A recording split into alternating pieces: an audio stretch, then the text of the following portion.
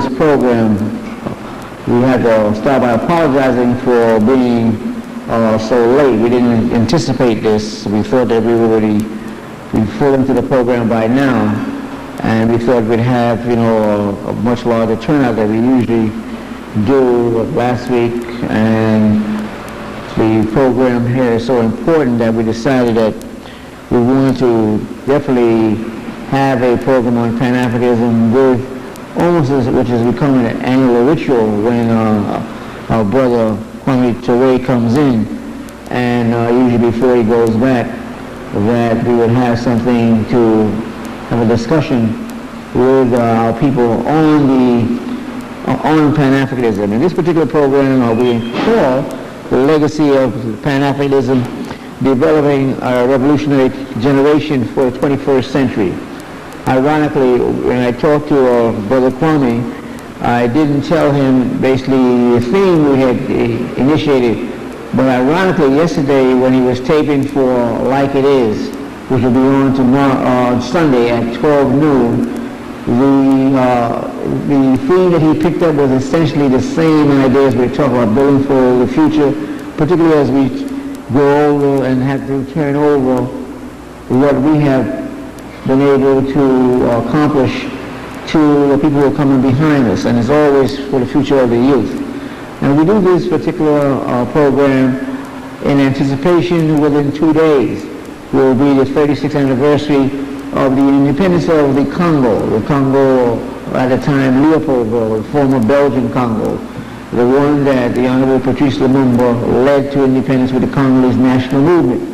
And of course, that was the cutting edge of history in the independence of the Congo, which the Europeans, particularly the Belgians, had not intended to be independent for, maybe over 100 years in the future. As a matter of fact, it was only because of the sagacity and the determination of Patrice Lumumba and his understanding the Congolese politics and be able to build a national movement that he was able to facilitate that independence at the date of June 30th, 1960. Of course, you know what happened as a result of Lumumba's interest in building a greater Africa. The idea that the Congo, one of the richest pieces of real estate, the third largest country in Africa, and one with contiguous borders to about 8-9 other countries, the heart of Africa. Not so much the heart of darkness, as Conrad pointed out, but the heart of Africa. And this particular country had a geopolitical significance that was beyond even the mineral wealth that lay within its borders. And so the Congo, which had been bled by various European imperialists, particularly after the Berlin Conference of November 84 to February 85, when the European powers, particularly the Western European powers, carved up Africa among themselves. And Leopold, the king of the Belgians, he who ruled over a country was one of the smallest in the world, who only came into being long after the Congolese had established dynasties of kingdoms. And so the Belgium was really a new state compared to the Congo. But because of the backing of the other European powers, he was able to get a piece of the territory of Africa 77 times the size of his own country, and he got it for his own personal domain. It was not a colony. It was Leopold's own personal, enterprise. And within the time that he ruled from 1885 until about 1906, 1908, when they actually had to throw him out of there, he had killed half of the population of the Congo, trying to get them to deal with the rubber phenomenon, which at the time was the main mineral wealth. And we also will look at the palm oil that Walter Rodney points out, that actually built Lever Brothers, which is now the multinational corporation of Unilever. Leopold was such a butcher that he would send out his henchmen, and if you didn't pick enough rubber, if you didn't tap enough rubber trees, you would have have your hands severed. And you have this famous photographs of the early daguerreotypes of Africans with their hands cut off at the wrists. And so the barbarity of it was so bad that many Europeans rose to the occasion and started to speak about it, among which was people like Edward Morel, Roger Casement, an Irishman, who wrote about the horrors of the Congo, and last but certainly not least, the person who probably did the most damning report, Mark Twain. Mark Twain, when we hear about in the United States, we only hear about him in regards to Huckleberry Finn, Tom Sawyer, and Nigger Jim, and things like that. And people debate now whether his book should be in the library because of the usage of the word nigger and other, pejorative terms. But in reality, when you look at Mark Twain, his King Leopold soliloquy is one of the finest works you could actually read that talks about what the United States and the Western countries did by going into Africa. But while the United States did not take any colonies officially at the Berlin Conference, they were, as Mark Twain pointed out, the godfather of the Congolese graveyard. They were the ones who gave the blessing to the European countries, and they were the ones who walked away as if they had nothing to do with it, but had everything to do with it as European capitalists in the United States and to the plunder of the Congolese people. And so when you start to look at what they had gone through, and 80 years of the Catholic Church ruling over the educational system of the Congo, so that by the time the Congo got in its independence in 1960 in June, it was less than 6 Congolese graduates. As a matter of fact, there might only have been about 3. They had not done anything to try to bring the Congolese up to higher education, and they was using that as a criteria for why they would not be ready for war. And even when King Bowden at the independence ceremony, really was upset because Patrice Lumumba told the crowd there that now that the Congo is free, we will no longer be your macaques. Macaque being a monkey, which is what the Belgians looked upon the African people. People who just come into the world looking at their forebears with scorn. And so when we start to look at the story of the Congo, it is a story of that actually is one that typifies the struggle of the African people. So we thought it was important, since we are the Patrice Lumumba Coalition, and because in 4 days, on the 2nd of July, will be the anniversary, the 71st anniversary of Patrice Lumumba's birth in the Congo.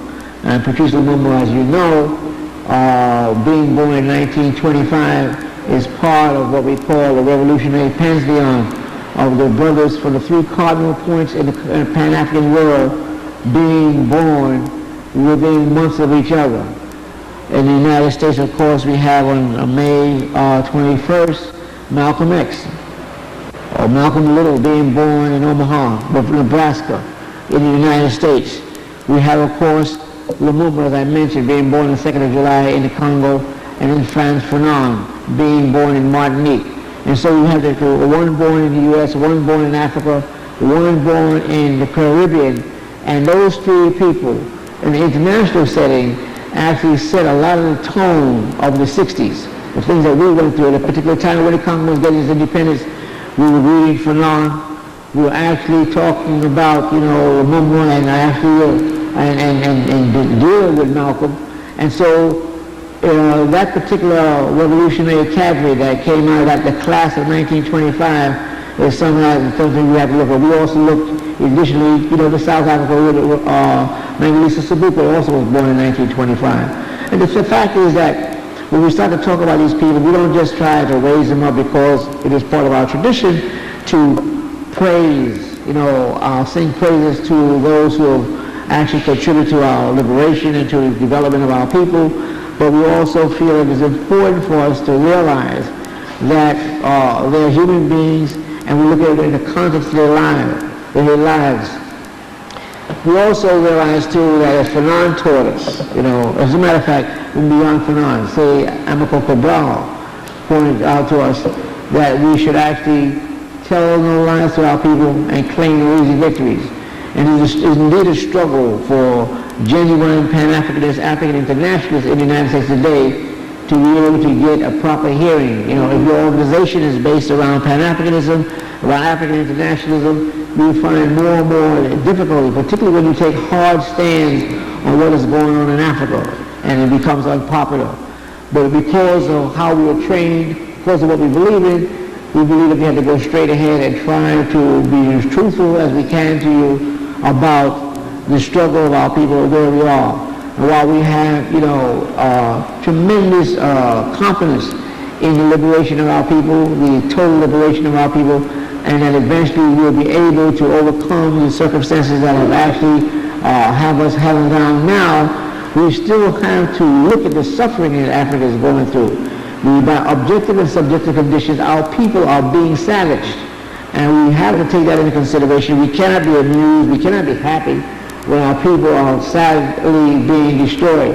And when more and more of our people are being killed by the hands of their own brothers and sisters, particularly the cases, say, like Rwanda, that you have to take into consideration that while the Europeans have effectively left the continent to a certain extent, of course, manipulating the economic and financial arrangements in the continent, but by and large, that most of the countries in Africa have an African state, particularly south of the Sahara. And most of the brutality that is going on in Africa now, whether it's being, done by all the kind of fact behind the scenes, the kind of situation where we talk about the third force. The reality is, the real politics of Africa is it is happening, that our people are being killed. And we look at the various governments that are being popped up by the colonialist forces, let nobody kid you. These people are not subject to the kind of criticism that the United States usually does for progressive forces. We have to say that the Congo, and even look at Nigeria, look at the Sudan, all of these countries, we look at what is going on in Liberia, where the youth have been put into emotion at an early age, even pre-puberty, that they're out there killing one another, killing adults, doing things. You had the various forums that we had here on Liberia, where you heard some of the people who have been victimized in Liberia, who have witnessed it, to tell you what is actually going on there with these children. And when we look at that, we cannot have, the kind of well-being that we're concerned about and be happy with what is going on. And so we want to look at the legacy of Pan Africanism, developing a revolutionary generation for the 21st century. And so what we thought we would do is to simplify it by inviting our brother Kwame Toure, and also our brother Marcus Garvey Jr., who I'm sure is on his way here. He's coming all the way from Jersey. And to have you listen to discussions at a level where you could understand that, of course, here, everybody who comes here usually is Pan-Africanists, African internationalists who are looking for solutions, who are looking for more historical evidence, empirical data. We're also looking to do some work. And right now, the trend, because of the impact of the domestic fascistic order that is coming up, you find a situation where a lot of black people, they seem to get caught up in that there's some kind of dichotomy between the domestic and international situation. And we say it is not. That there should be no dichotomy between how you deal with the local issues like police brutality and what is going on there, and at the same time while you're looking at one or two or three people getting killed here and there, which is very, very important because it impacts on all of us, and particularly when you look at the whole scope of the United States, you don't know how many times this is being done. The fact that tens of thousands of our people are being killed outright in Africa, and we have to do something about that. And so I think that it's important that we realize that Pan-Africanism is not just an abstract notion. It is something that's been really thought out, and that what we usually do is to put up, some of the people in our pantheon to let you know that these people pursued an idea, they pursued an objective, they were on a mission. And you don't have to just talk about the 60s. You don't have to just talk about the 20s with Marcus Garvey. You would go back into the 19th century, you would find people like David Walker, Martin Robeson Delaney, Edward Wilmot Blyden, Henry McNeil Turner, Reverend Alexander Crummell, and on and on and on. You will find that these people lay out the same ideas. when we look back, historians, black and white, when they focus on the 19th century, unfortunately what they do is they just put up one figure, a gallant figure that he was, a valiant figure. They put up the figure of Frederick Douglass. However, Frederick Douglass was the one who vacillated the most on the question of self-determination, particularly when it talked about going to other places to see what would be the possibilities of our people being able to consolidate some land and territory, or either in Africa or the Caribbean, where they could then build a base to aid Africans in the United States. And so, for us to believe that in the 19th century, the only person that we produced was Frederick Douglass, is something that we had to look at again. You know, we had to look at that without discarding what he talked about, but to look at the quality of writing, the information that came out of, say, like a person like Martin Robertson Delaney, who was a medical doctor from Harvard, who was actually a military commander in the Civil War, and who was probably the first person to even put together the words of Africa for the Africans, and an exploration or exploratory group to go to Nigeria, just to the Niger area, because there was no Nigeria at that time. There was just the Niger area or the Niger Valley, and to see what could actually be done there. And when you look at his writing in his newspaper, The Mystery, and see how he talked about the proudness of being an African, and even to his early looks into the history of Egypt and the African presence there. I mean, these things are not things that just happen. This thing about Afrocentricity is a terminology that is applied to a certain discipline that was put forward by our brother, Dr. Molefe Asante. But the point is that long before, you know, most of us even conceived, this idea had always been with our people. Du Bois wrote about it. Other people wrote about it. And as a matter of fact, when you look at it, you have to realize too that it is not something that has just come about. And the people who did it did not have a contradiction of trying to deal with antiquity and also dealing with the present. And that's what we have to look at, because today it seems to be that the people who want to talk about what happened in the past, they like to remain there in the past. They don't, people can go to Ethiopia and see people dead, dying, starving, and walk right over them while they go on to see what are the artifacts, what is the things that our people have left there. The same thing with the Sudan, the same thing with Kemet or Egypt. They'll look at the antiquity, and look at what has happened in the country today, and try to see how those politics are impacting on our people and how they're doing it in a very negative fashion. And so this is what we want to actually talk to you about.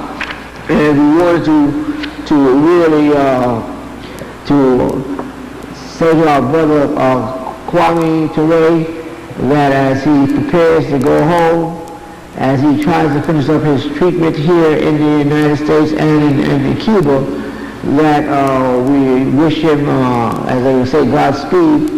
And we also want to acknowledge that unbeknownst to us, and just as and I'm usually good at these things, but I forgot. And check it out, that his birthday is tomorrow, and that he will be 55 years old. We want you to live a long, long time, brother. Yeah. And we want you to know that usually if we had remembered that, we would have made preparations so that we could have actually put that into what we were actually talking about. But one is that you're going home, that you're in better health than when you came here, and we hope that by all the genius of modern medicine and even holistic medicine, that we'll be able to make sure that you can return to Africa, and then when time permits to come back so we can continue this ongoing dialogue, this discussion, this dialectical discussion about how to apply the tenets of Pan Africanism. And as you see around the room, you can see aside from Dr. Kwame Nkrumah, you see Marcus Garvey, you see Carlos Cooks, you see Edward Wilmot Blyden, you see Ahmed Sekou Toure, you see Patrice Lumumba, you see Du Bois over there. I'm looking here, I'm down here, and I see the program we did on the birthday on the Revolutionary Cabinet in 1925 with Patrice Lumumba, Malcolm X, and Fanon. You see Dr. Martin Luther King, who Kwame came out of that school, worked with one of the few people who actually evolved, you know, and played a significant role in the civil rights movement, coming from the Caribbean, raised here in the United States, and then been able to go and deal with the situation in the South. And then to go live in Africa, which is now since about 1968. 68? 68, 69. So, I mean, that's a long time. We're talking about really something that is important, 27 years, you know, that he's been able to become a genuine repatriate, a citizen of Africa, and to be able to be in the company of two of Pan-Africanism's most brilliant stalwarts, and that is the Sergeant for Dr. Kwame and the Supreme Responsable, Toure, the man that, you know, will be had here in this auditorium, with people banging on the door trying to get in just about a year before, or a couple of years before he died. And we realize that the importance of a person like Officer Toure, particularly now, as we start to think about what is going on in Guinea, what is going on in Africa. And so, once again, he'll be speaking here as Sankara spoke here. You know, Sankara we had in the same auditorium, and Sam Nyobo, and various other people that have been here. Yoweri Museveni of Uganda has spoken here. And so, and when we went to the independence of Namibia, half of the government of Namibia had been at the forums of the Patrice Lumumba Coalition. Half of the government. When we look at the people in very 90 names, half of them had actually played a role in dealing with, you know, these programs. So they are important. And of course, what we want to do is, if we can, I don't know who's doing the, oh, come on. I need a tape for tomorrow, because we want to try to air some of this on my program on Africanism tomorrow, you know, what Kwame is saying. So that'd be like something that people can hear for what happened tonight. So that we have here a few numbers, we can speak to tens of thousands of people tomorrow. So at this particular time, without any further ado, what I'm going to do now is to call upon my brother, you know, and a long-time comrade, and we've one of the people who we really uphold as a Pan-Africanist, a genuine Pan-Africanist, and we through the years have struggled together. We have differed over tactics and strategy. We have argued. We've done everything. We've laughed together. We've been in Africa and Cuba together. You know, we've been in a lot of places in the world, you know, struggling over the issue of the African people and their destiny, their history and their present condition and their destiny. So will you please, at this particular time, acknowledge our brother Kwame Toure.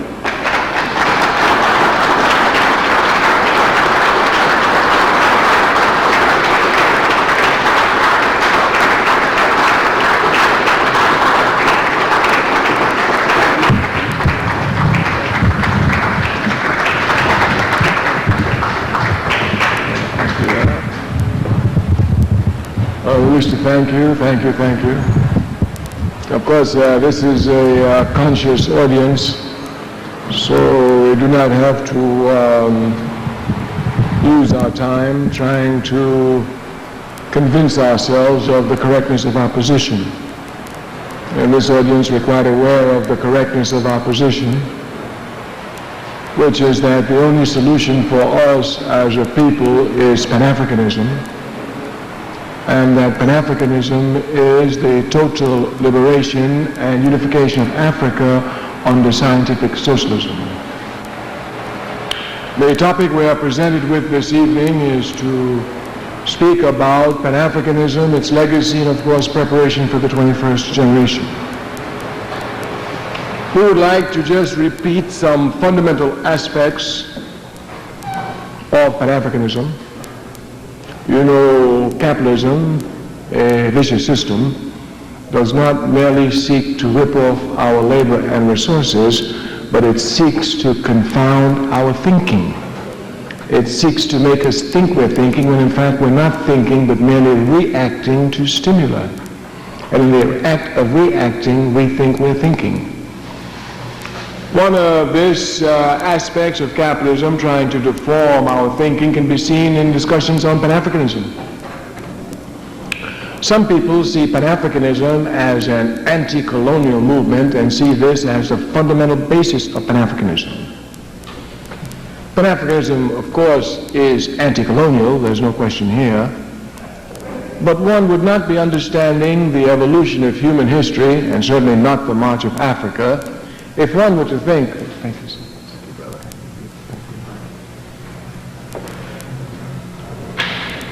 if one were to think that Pan-Africanism was a result or reaction to colonialism.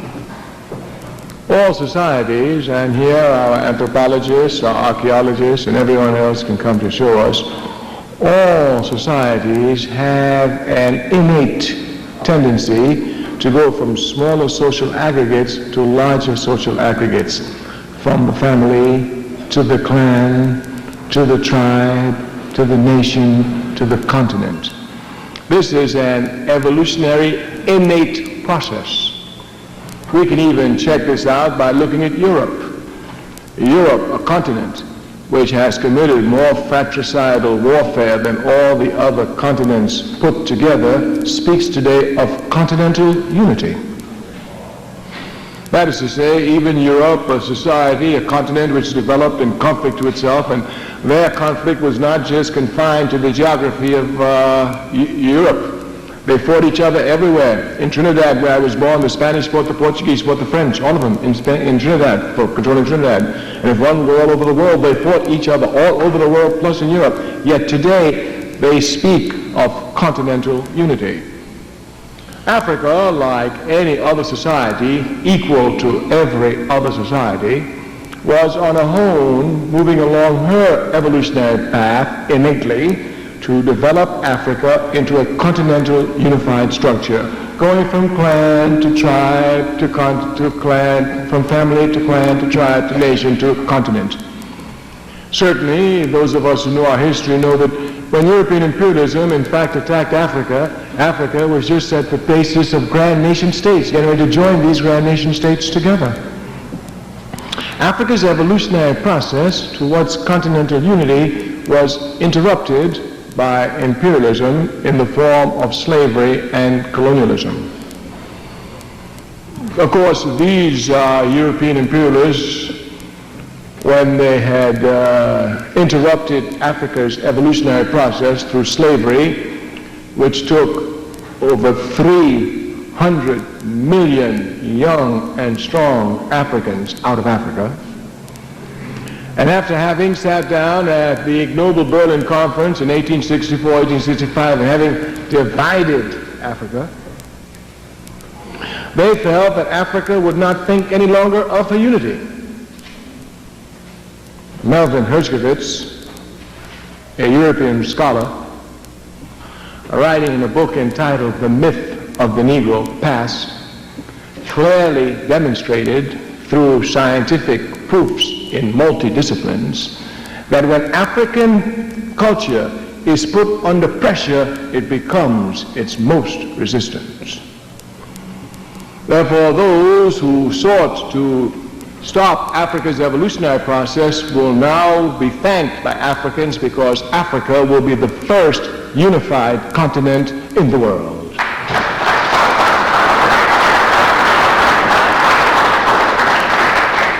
This clearly is not rhetoric, but scientific reality.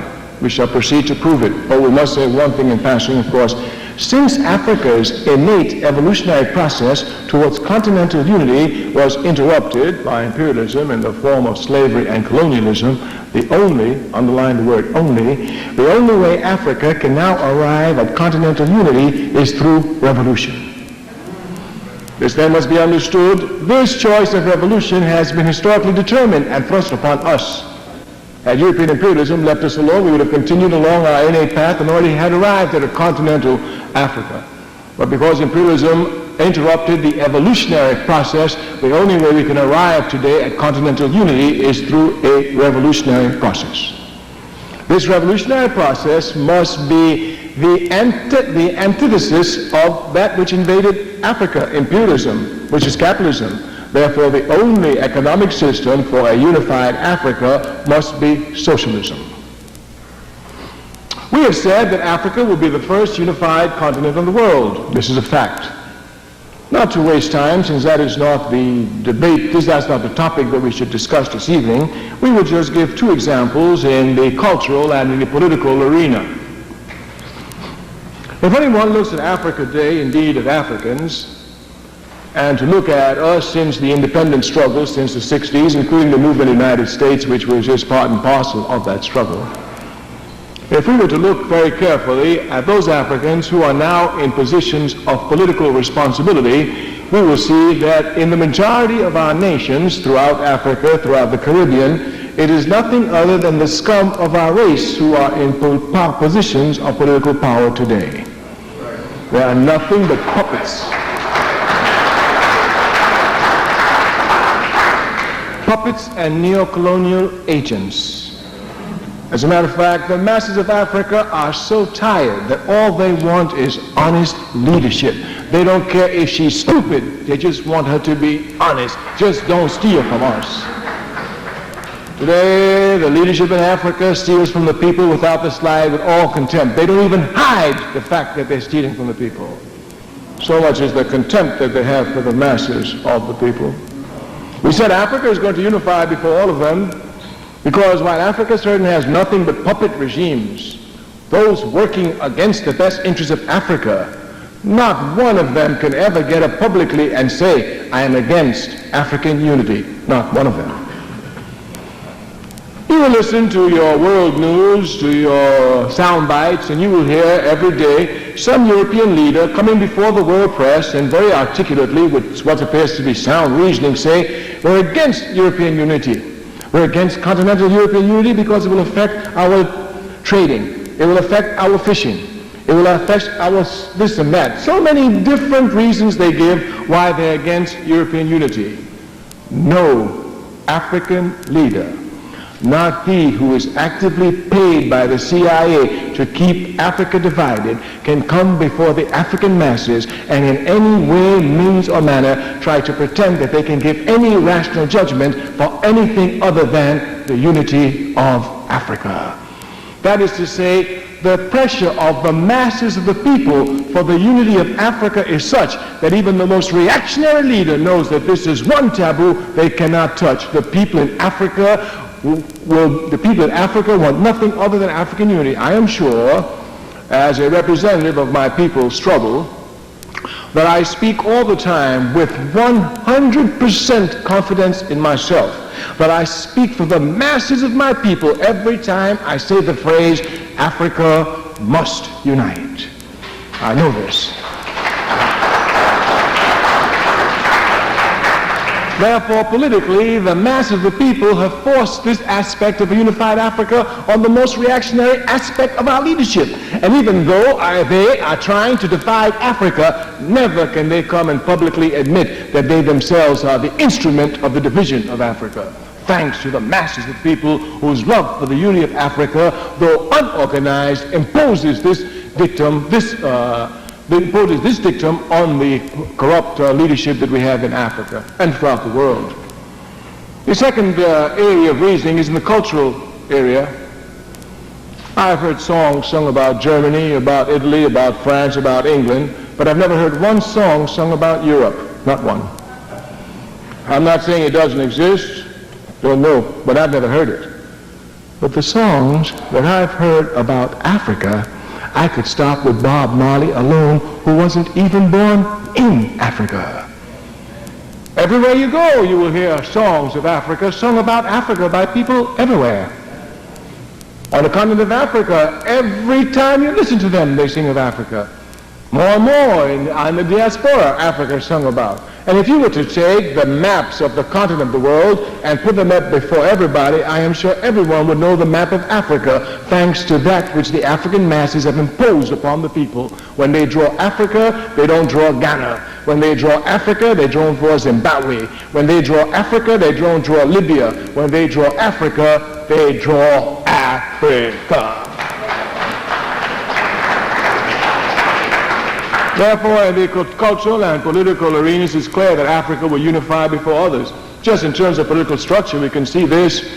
Africa gave the world the first continental unity, the first continental organization of unity, the Organization of African Unity. And again, every time people speak, they speak for Africa. Therefore, we are convinced that the revolutionary aspect that Africa must undergo to arrive at Pan-Africanism will be ensured. Nothing can stop us from Pan-Africanism, no force on earth. The capitalist system has done everything to make us ashamed of Africa. I mean everything. They would start just at the movies with Tarzan. By the time they get through with you on the news with starving babies and people being shot up everywhere, you're running from Africa. They've done everything to turn us from Africa, but they can never turn us from Africa. And this time when we grab hold of it, it will be irreversible and it will be for eternity. All right. This is the Scottish question.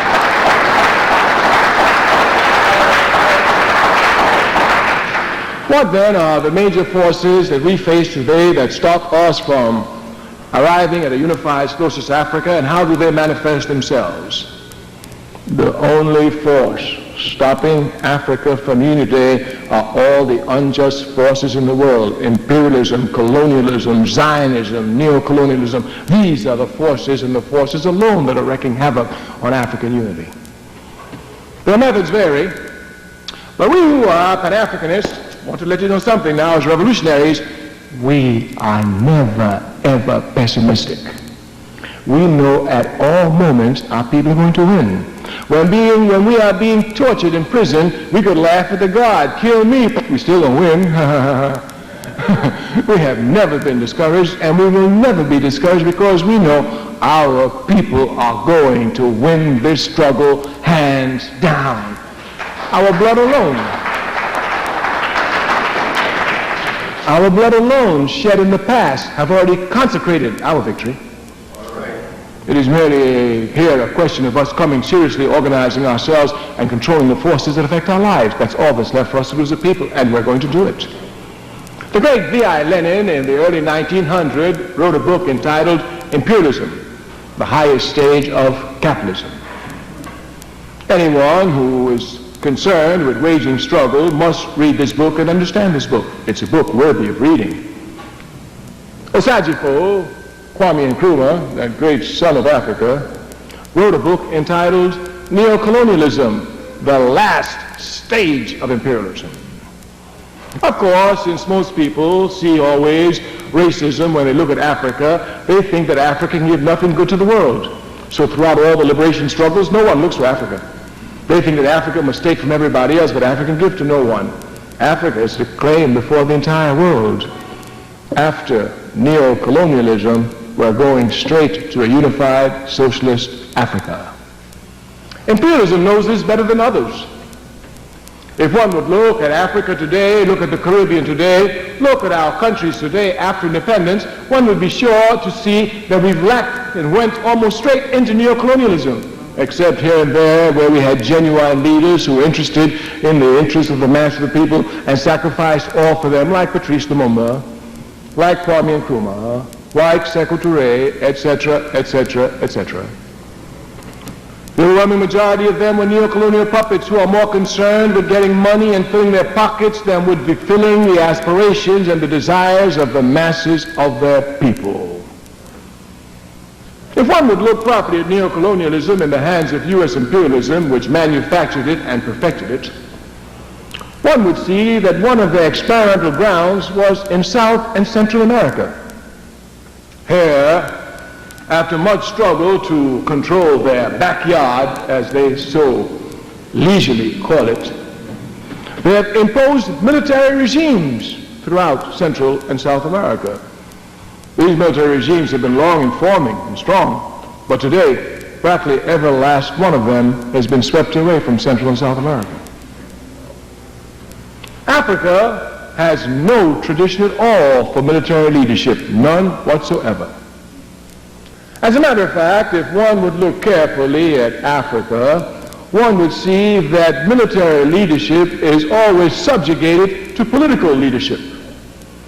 In the very traditions of Africa, if I were the military chief of Brother Lambe, who was a political chief of the nation, and I served him faithfully as an instrument of defense for the nation, when Brother Lambe dies, I commit suicide and we're buried together. This is African tradition. If one would look at all the fighters for Africa, one would see amongst them no military genius, all of them political fighters. Queen Nzinga, who fought the Portuguese for 17 years, was a political leader who forced to take up arms to defend the political rights of Africa. Everywhere one would look at Samori Toure, one would find political leadership. Even Shaka Zulu, who came to organize the Africans to resist the invasion of European settler colonialism, was a political leader who went on the military field. Therefore, if one would look, Africa's fight has always been directed by its political leadership, never its military leadership. U.S. imperialism came to draft military regimes onto Africa. The reason they had to put military regimes on Africa is because the civilian puppet regimes which they have can no longer exploit the people. Therefore, they have to bring in the military regimes whose only recourse, of course, is to arms. Shut up, I got the gun. End of discussion. And they can now come and ruthlessly rape the people on behalf of imperialism, along also raping the people themselves for the little crumbs that they can get falling from the table of the thieves. If one would look carefully at military regimes in Africa, one would see that they never had a chance. From the very beginning, they had to fall. Every last one of them, except the progressive ones, and in this case, they usually were military regimes which came to overthrow feudalism, which automatically assured them a progressive regime, as in the case of Nasser, who overthrew Farouk in Egypt, or Gaddafi, who overthrew Idris in Libya.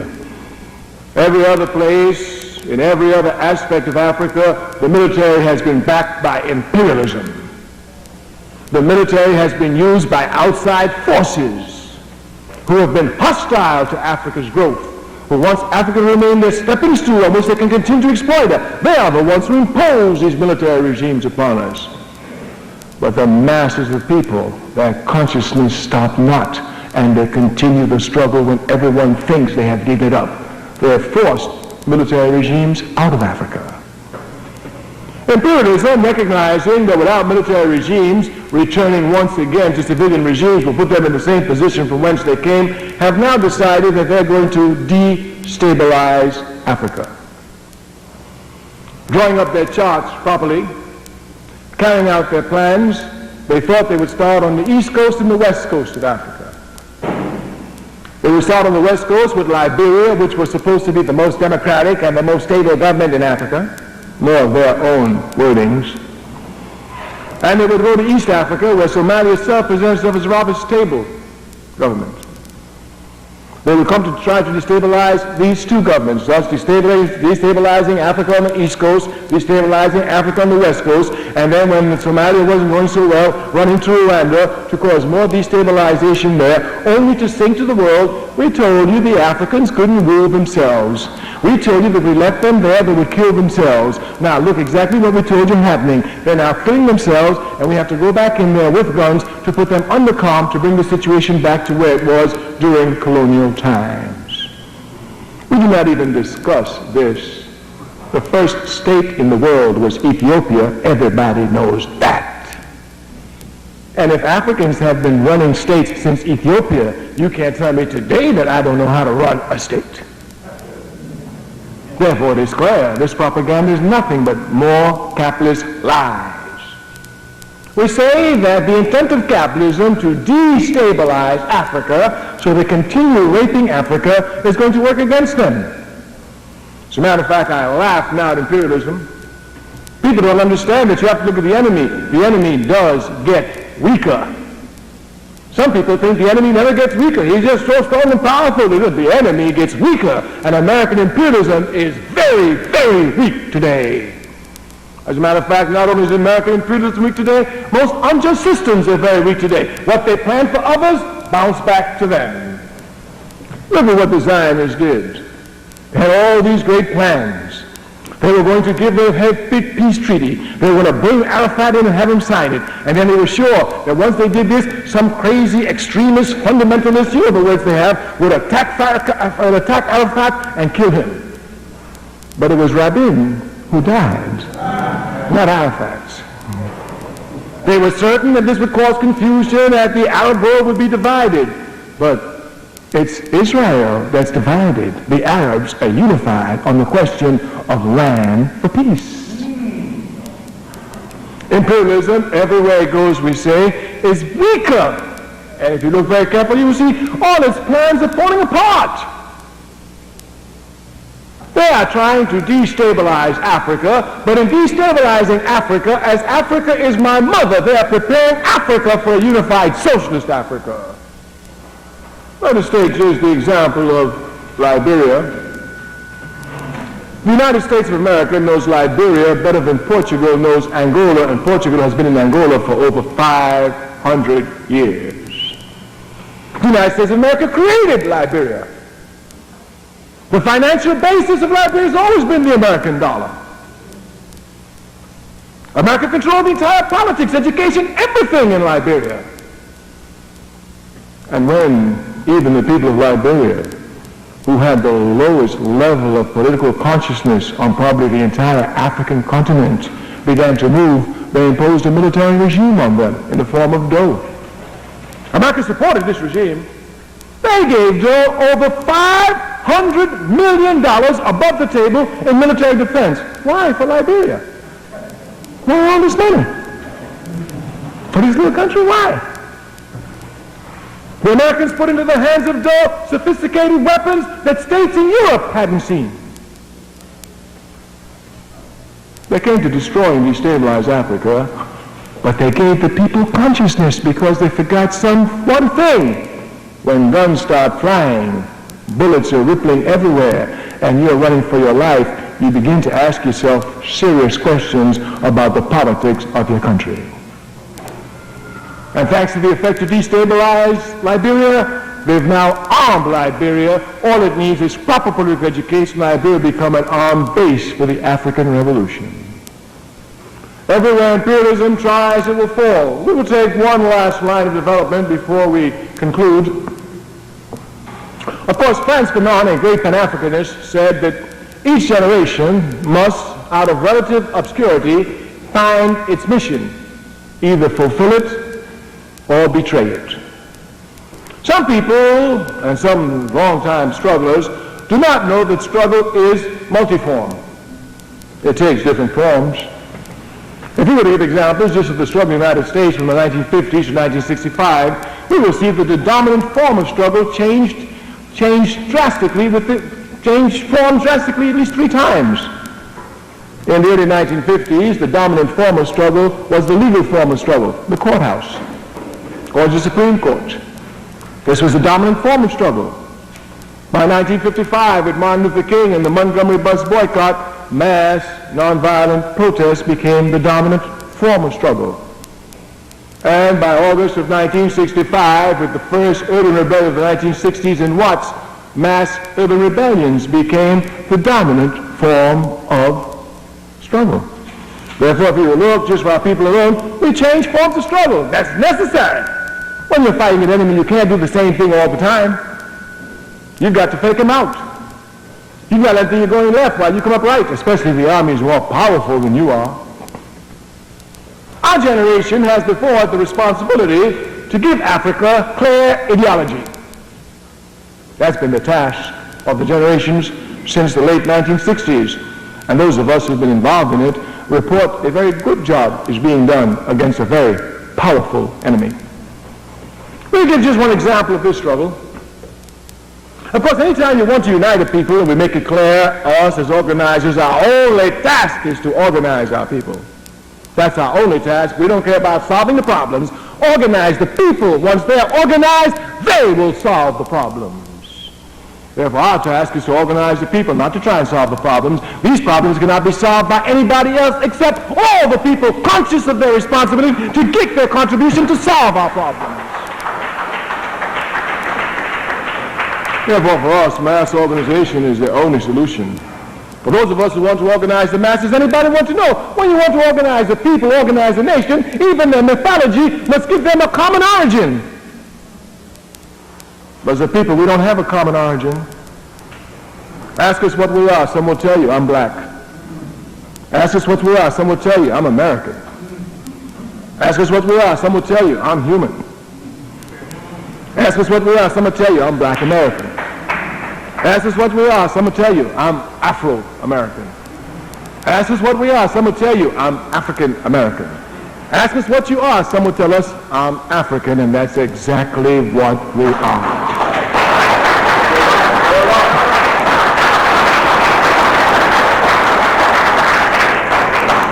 If we do not have a common understanding of where we come from, how can we have a common origin? And if we do not have a common origin, how can we unite as a people with a common destiny? But this struggle has been proceeding. The enemy has been trying everywhere to stop it. When Negro came and black caught him with his pants down, he thought he'd stop everything. But this march towards Africa, there's no way possible for the enemy to stop it.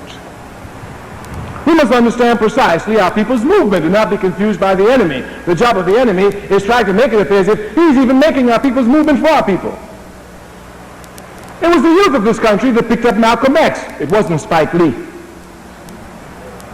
Spike Lee was used to try and confuse the youth of the country as to who Malcolm X is and what his purpose is. That's understood.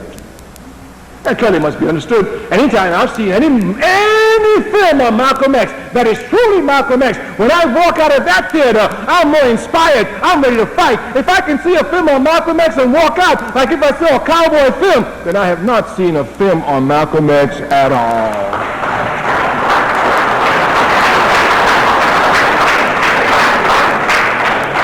It is our youth who found Malcolm X on their own.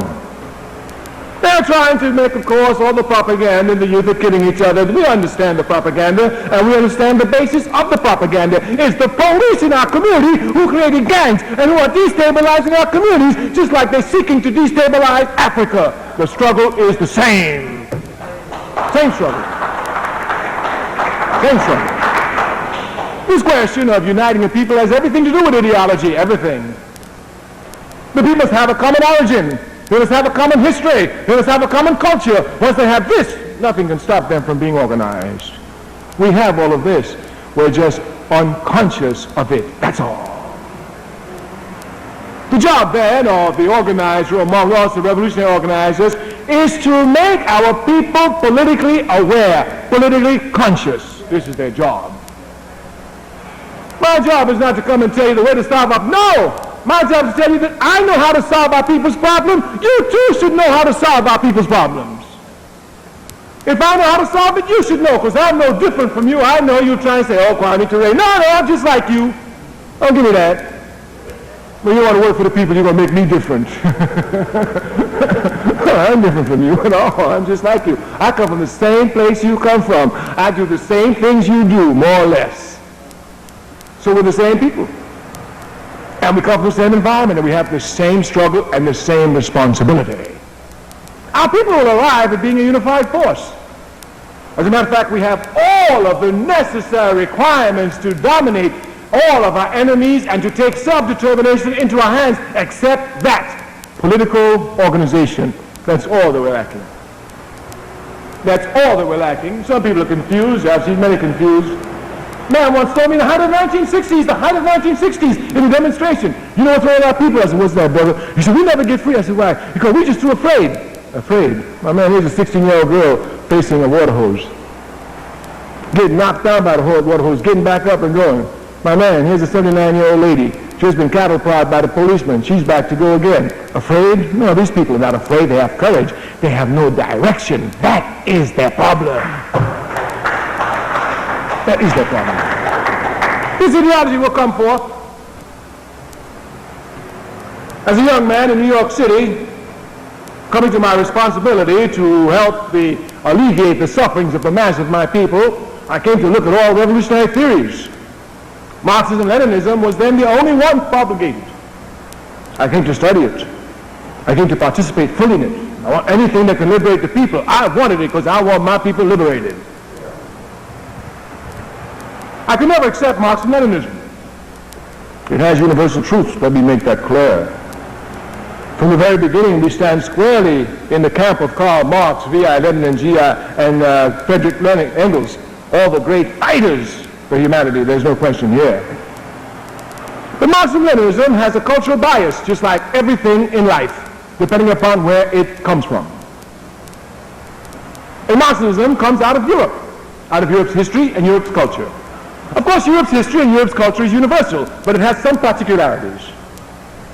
We have found no societies, not one, that didn't produce religions, not one. Every societies did produce religions. But we've found some societies which produced universal religions.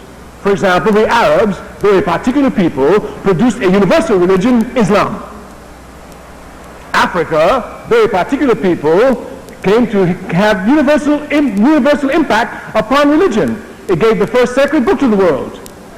It gave monotheism, belief in one God, to the world. It gave Judaism to the world. It stabilized Christianity for the world. It saved Islam for the world. Therefore, if one would look at Africa, though particular, her contribution to universal religions have been outstanding. Europe has never produced any universal religion, not one. All universal religions in Europe have entered Europe from the outside. Therefore, religion and culture is something that is external to European culture. In the harmony, of course, Europe itself has produced religions. We want to make that clear. But coming to produce religions and coming to manifest the spirituality that Africa does in just its form of religion, European culture has not arrived there yet in this aspect of its development. Of course, once European imperialism gets hold of a religion, it tries to use that religion and confuse the people and make them think that Europe gave them that religion. That's why they paint Jesus Christ white. Peace be upon his name, because he needs it with Europeans like that running the world. Of course. Their job is to make it appear as if they gave us the religion. Of course, because of this contradiction they have in their culture and religion, when one claims Marxism-Leninism, one automatically claims atheism. As a young man here in New York, I had much struggle with these Marxist-Leninists. I told them, okay, I could understand atheism. You could talk to me about it. I could even be an atheist. But my people, no way, Jose. These Africans, they moving away from their God, not in this generation, maybe the next, but definitely not in this one. I've seen these people. If they're Muslims, they're serious Muslims. Matter of fact, they say, they're more Muslims than the Arabs who gave it to them. If they're Christians, they're serious Christians. The slaves were more serious Christians than the slave master. We know a slave master can't be a Christian, no how. That's clever. But the slaves were serious Christians, yes. Africans take serious to their religion. And not only they take serious to religion, the masses use religion as a weapon of liberation. One must know one's culture. In order to know one's culture, one must know one's history. And if one is dealing with struggle, one must know the history of one's struggle and the culture of one's struggle. Then Mark Vesey was a preacher. Praise the Lord. Nat Turner was a preacher, a righteous preacher, who understood that a good Christian had the responsibility of cutting off his slave master's head. Amen. Amen.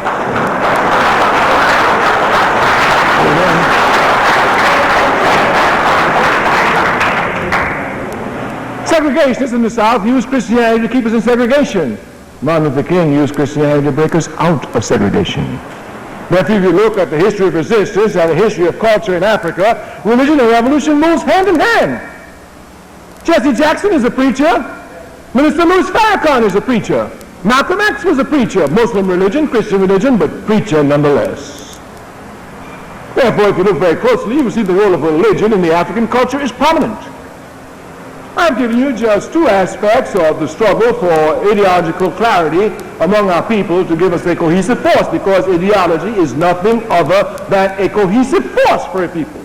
That's why our party, the All African People's Revolutionary Party, spends so much time and energy on ideology.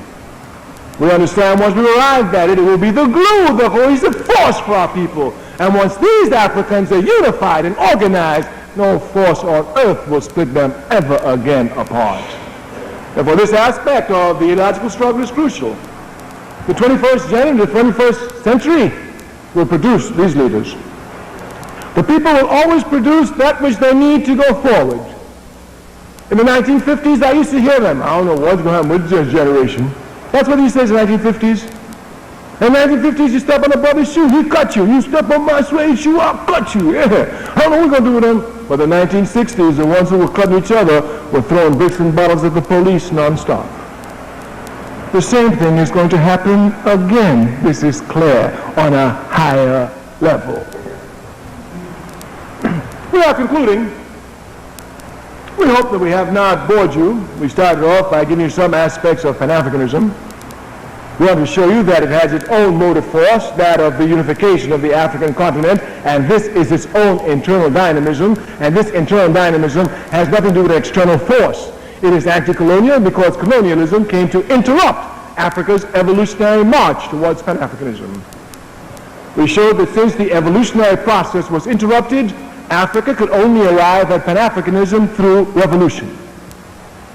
We clearly demonstrated that the job of imperialism is to keep Africa divided and weak, and we showed its major tactic today is that of destabilizing countries. We gave examples here of Liberia, Somalia, Rwanda, and Burundi. We give examples of Harlem, of Watts, of Chicago, where the police are destabilizing the communities. We tell everyone that this destabilization effect will be in vain. I remember some years ago, in the 1970s, some people came to see me in Africa from the States.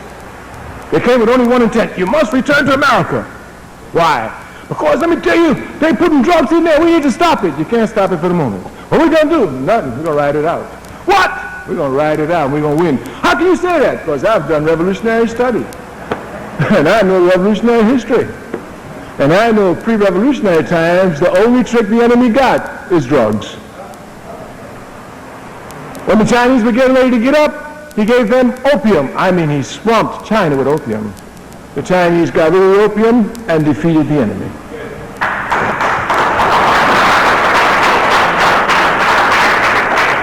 When Africa was on fire for independence and Algeria was getting ready to pick up guns against the French swamped Algeria with hashish. But some of the ones who were bringing in the hashish were the ones who picked up the guns against the French and blew them away in Algeria for Algerian independence. And Algeria did arrive at independence. As a revolutionary then, dialectically speaking, I understand the force that we have against the enemy. The enemy is getting weaker, but we are getting stronger. We are getting stronger because our consciousness is rising.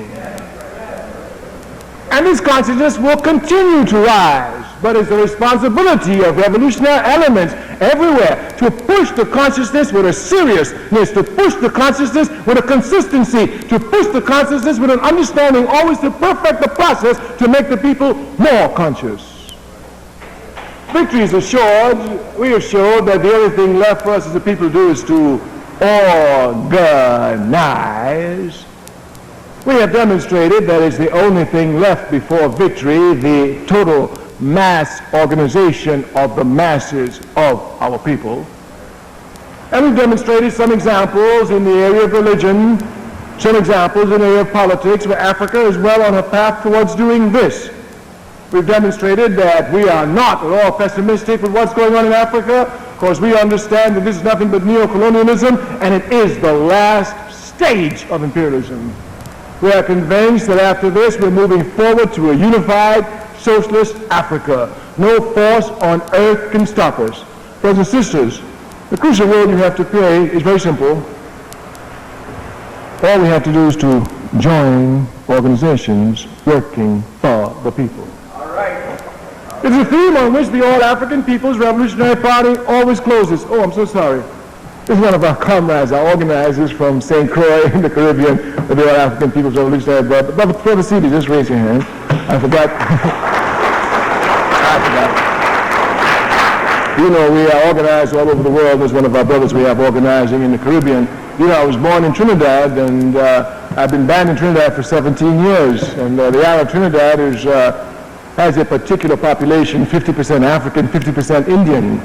And of course, it was the African government that banned me. It was Eric Williams' government that banned me. But then again, he banned his own book, so. But they have now an Indian government in Trinidad. And with the Indian government, they invited me back, and they treated me like a king. I told them, yes, the Indian government can treat me back. African government can ban me. So we're doing a lot of work in the Caribbean. We want you to join organizations. Of course, we want you to join Patrice Lumumba Coalition. We want you to join Nation of Islam. We want you to join Southern Christian Leadership Conference. We want you to join National Association of Advancement of Colored People. Of course, the All African People's Revolutionary Party. We want you to understand the necessity of your belonging to an organization. The best way to have someone follow that what you want them to follow is to be the best example of that what you're trying to teach them. If you are trying to teach your children to be honest, the best way to do that is to be honest. If you want to teach your children discipline, the best way to do that is to be disciplined. If you want your people to get organized, the only way to do that is to belong to an organization that's organizing the people. Our people will be free. There's only one thing left for us to do, and that is for us to organize. Pan-Africanism will be achieved. No force on earth can stop it. Brothers and sisters, like the Honorable Marcus Garvey say, I say too, up now, you mighty race, we will accomplish what we must. Thank you. Ready for the revolution.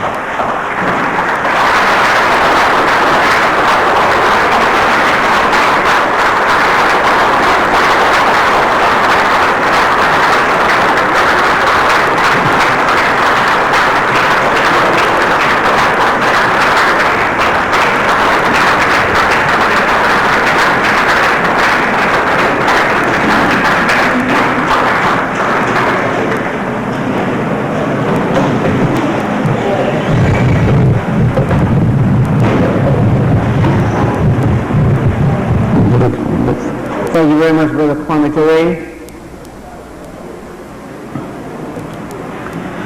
You know, Kwame, as you were saying, as you were laying out the whole situation, we talked about the people who identify themselves as Marxist-Leninists and who do not realize that the genesis of all that type of thinking coming from Africa. I mean, that was, if you had asked Marx, he would have told you that. But even before that, Edward Wilmot Blyden, the most preeminent antecedent of Marcus Garvey, who Garvey in the African Orthodox Church Catechism called one of the most brilliant sages of his day. He pointed out that, and this is very, very important for people to remember, pre-Marxian, the communistic order of African life is not the result of accident. It is born of centuries of experience, and it is the outcome of a philosophical and faultless logic.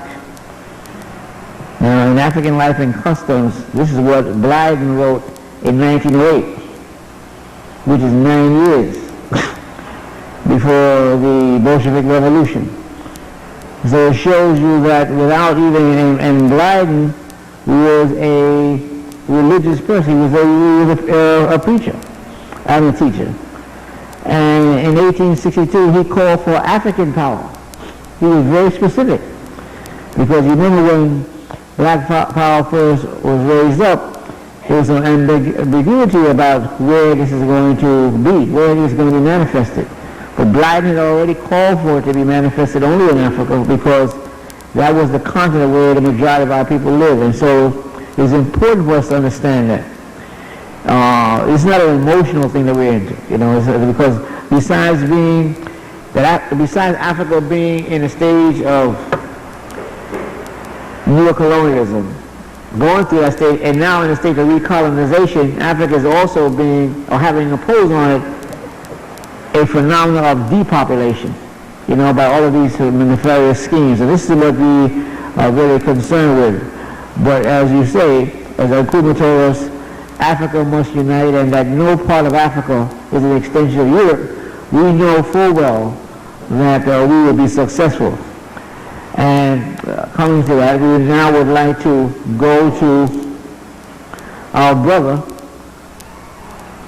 Marcus Garvey Jr., who, of course, most of you are familiar with because we've had an opportunity to feature him on several occasions, and we always try to make sure that you know that he is now fixed in place as the President General of the Universal Negro Improvement Association and African Communities League, and that Brother Garvey is a scholar in his own right, because he's fitting the definition that Garvey gave us, that nationalism and science will actually be the key to our victory. And whether it's theoretical physics or, electrical engineering, economics, law, Brother Garvey has achieved a level of sophistication on all of these and still remain a nationalist. And we think that's very, very important for people to remember. And so we thought that it would be good tonight, as I explained to you before, to have you listen to Brother Kwame Toure and also Brother Marcus Garvey Jr. to see an African son of Trinidad and an African son of Jamaica in the African capital of the United States in Harlem. They come together and join with Africans from all over, from Panama and Dominican Republic here, and everywhere else you can think of, to come to some kind of understanding so that when we go forward, besides this being played tomorrow on the radio, that people will go out and say they were here and this is what they heard. So will you please, without any further ado, will you please welcome Professor Marcus Garvey Jr.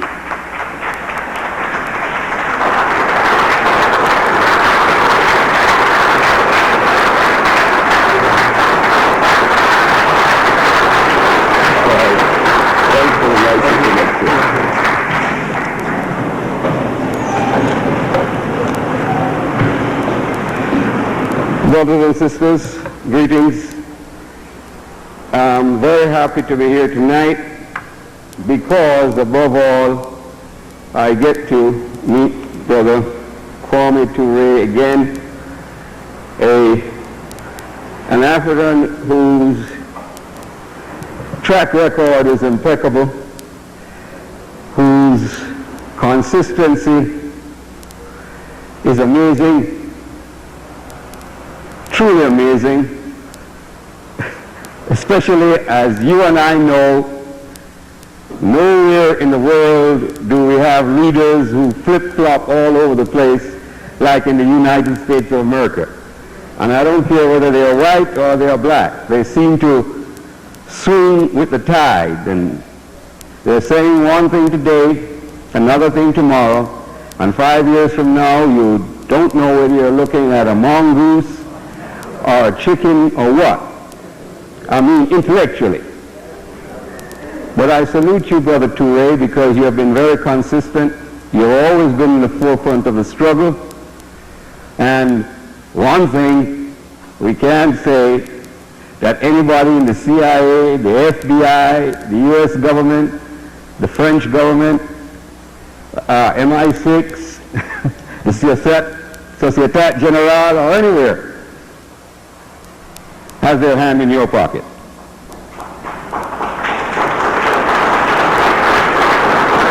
Some of you may wonder why I say this, but very strange things have been happening to us since the middle of the 1980s, and I'm come to the conclusion, sad to have to say it, but perhaps that's not what you wanted to hear tonight, but many of our leaders are bogus in the most honest sense of that word, that they are really acting as spoilers.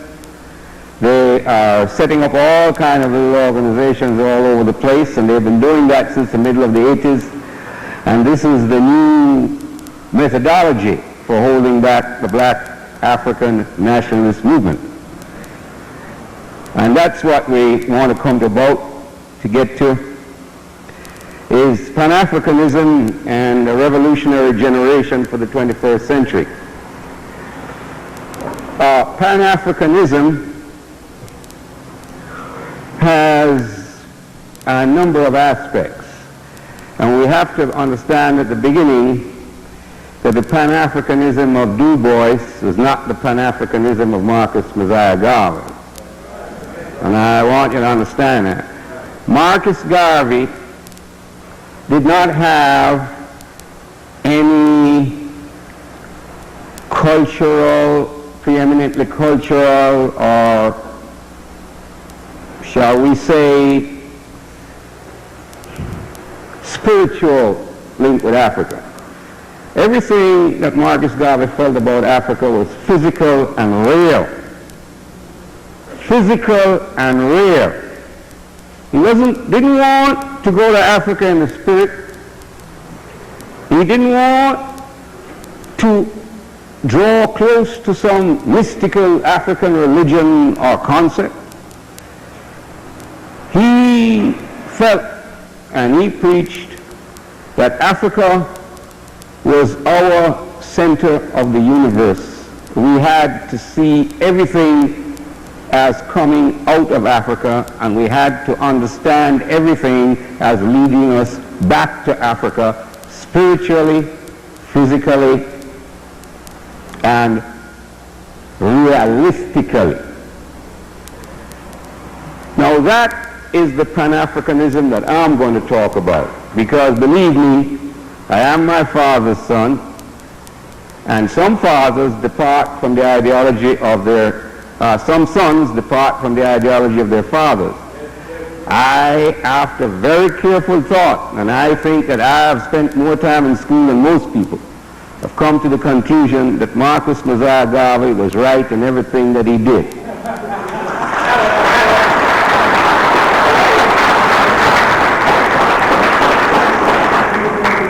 Some people, let's start off by shedding the baggage. Some people said Marcus Garvey used the word Negro. Well, they ended up getting a new Negro in the 1920s, right? A new Negro is a dynamic person. But the whole truth of the matter is, and you look on that program you got there, when he created the organization in 1914, it was called the Universal Negro Improvement Association and African Communities League. All right? Now, what was the problem? The problem was that it was very difficult at that time in the 1910s to get people to admit that they were even black, much less African.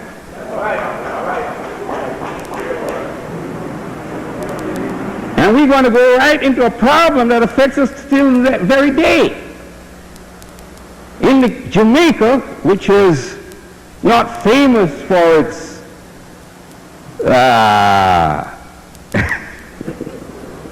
progressive nature,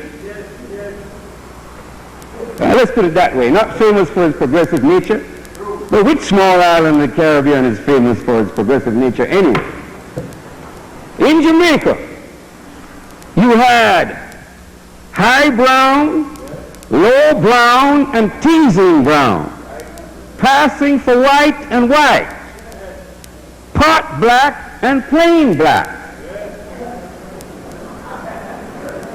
Now that's 7 different gradations of color. But in Haiti, they had about 32. So you see, it was difficult after what had happened during slavery to get us to think of ourselves as African right away. Because the longer we progressed on slavery, the more the Africanness was driven out of us, the blackness was driven out of us, and it became a mark of distinction and uplift in the community to be lighter in complexion. And let us look at that to see that it is not a Caribbean phenomenon.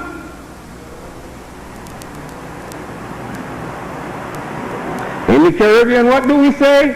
Raise your color. In America, what do you say? Put a little milk in your coffee. And what do they say down in South America? Vamos a mejorar la raza. Let's improve the race. It's all the same thing.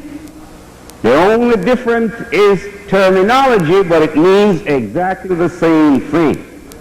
So let us forget about Marcus Garvey and the word Negro, because what he said, and that remains his legacy, is Africa for the Africans, those at home and those abroad. That's you and me, are the Africans abroad. Now we start with that premise. The first premise that is laid down in the philosophy of Marcus Mosiah Garvey. African identity. That we who were created first in the pantheon of creation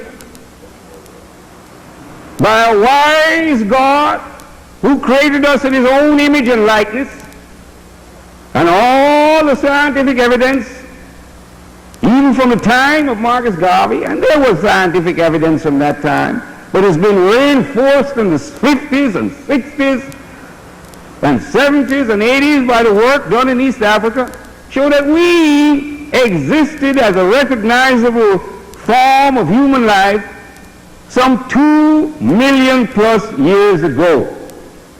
The original man and the original woman.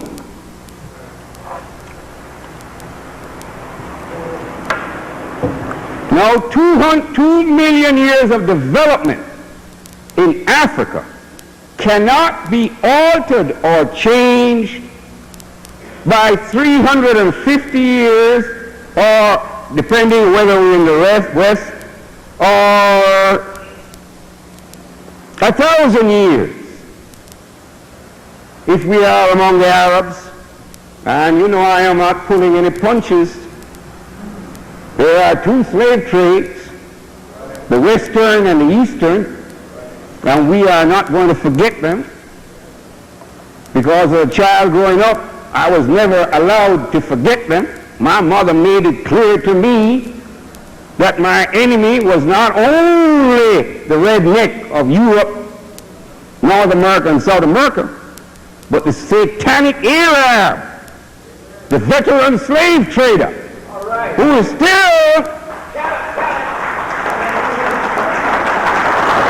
still practicing his wretched slavery trade in Mauritania and the Sudan and elsewhere.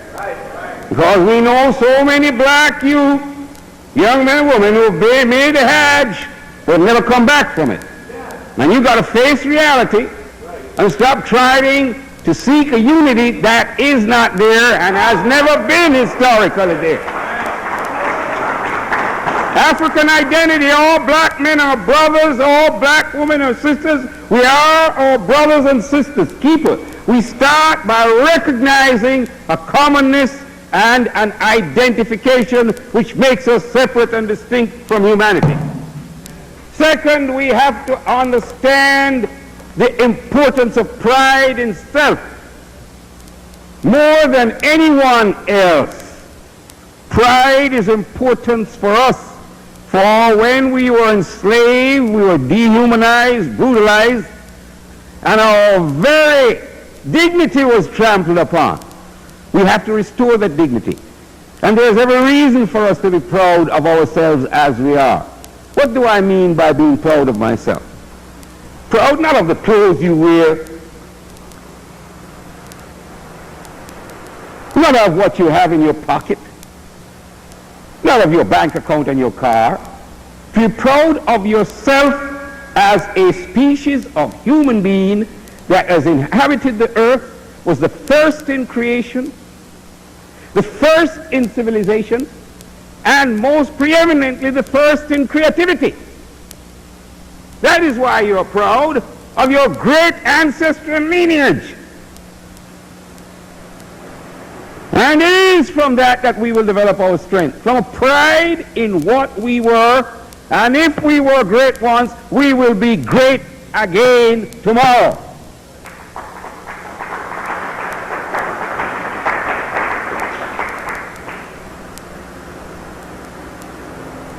Pride means self-respect and understanding of your own intrinsic self-worth. I go back to the Caribbean, and when I say certain things, and I say it come from the Caribbean, I want you to check out if we don't have a little of that here too. What about the little African boy whose mother is unhappy with the shape of his nose? And she puts a clothespin, you know a clothespin, upon the nose to narrow it so that it will become, by training that way, more like the European beak. Imagine that. And that was done in our beautiful Caribbean. Now what does that tell you about the state of mind? Is that the right state of mind? When you go and look in the mirror, do you find fault with the thickness of your lips, your woolly hair? Let's get down to brass tacks, because if you don't know who you are and you ain't proud of yourself, you can't start any revolution that's going to be meaningful anywhere at any time. You've got to have the correct state of mind. You're looking over there at that fellow, and when you see him, what do you see? Jesus. The Jesus complex. Your church shows this Jesus, something that Michelangelo mythically created, because there could be no blonde, blue-eyed Jesus. How could there be a blonde, blue-eyed Jesus? The only time blonde, blue-eyed people were in that part of the world was when the Crusades started. They weren't there before. They were not there before. Yet we swallow this hook, line, and sinker. I ask you another question. If Moses, who was accepted in the house of Pharaoh as a child of his sister, if Moses was different in color from the Pharaoh and the family of the Pharaoh and the Egyptians, how could he be accepted?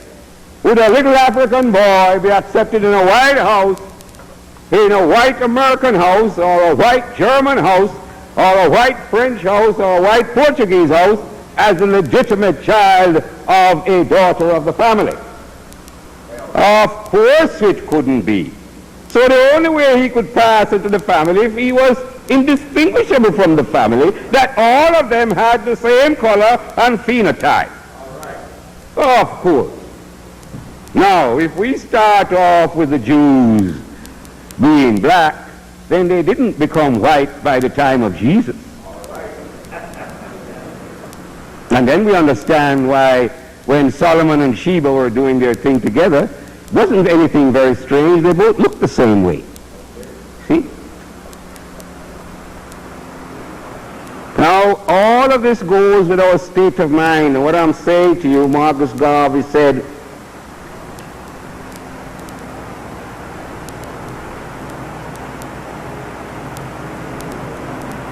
take the kinks out of your mind, not the kinks out of your hair.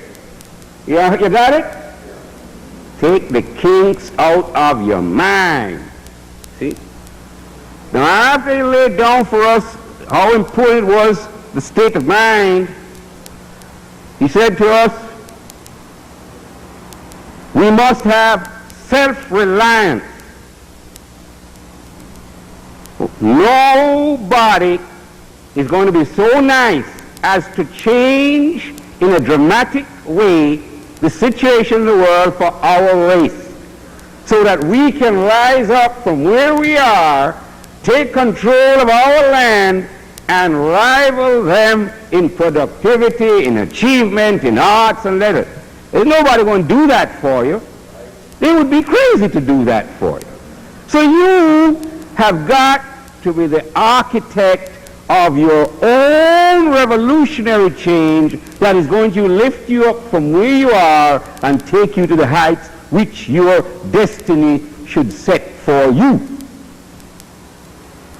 Self-reliance means African institutions with African agendas for the creation of African power under African leadership, funded and organized by Africans. Whenever you sit down to plan the revolution and Satan's children are among you, you are certain that that revolution will not succeed. In fact, there will be no change at all. And all our experience here in the United States and in the Caribbean and in South America shows us that. The only time when we achieved dramatic success was when we came together, separate as we were, and worked together as a unit for change, progress, and development. We were so successful in this country that in Tulsa, Oklahoma, they attacked us because we had achieved so much. You remember the time? What, 1916 or 1917? 1921? All right.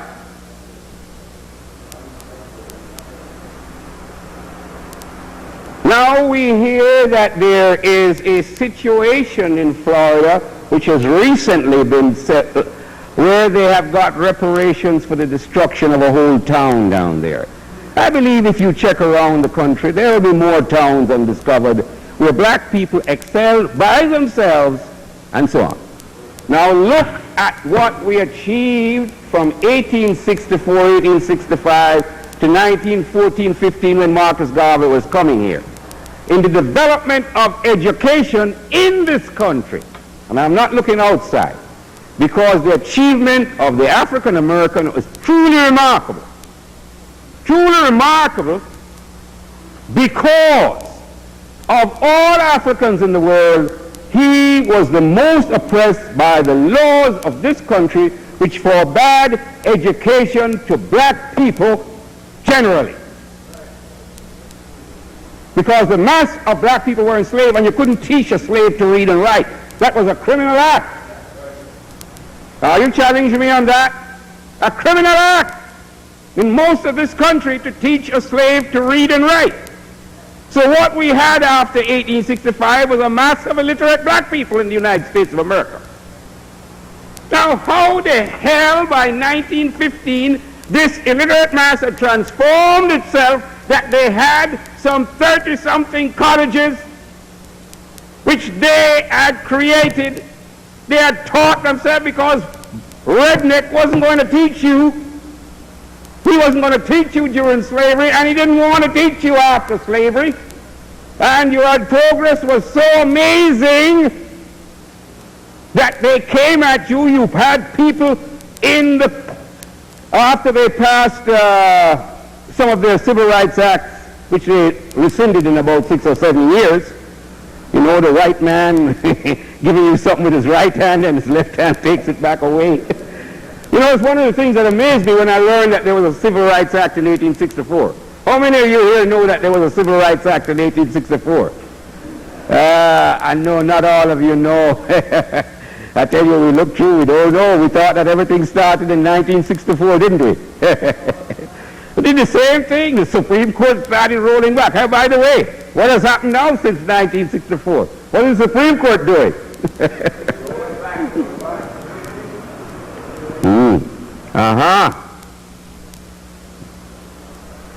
The more things seem to change, the more they remain the same. I don't want to say it in French. I'm not very good in French. But we got to look at reality, brothers and sisters. Black people were amazing.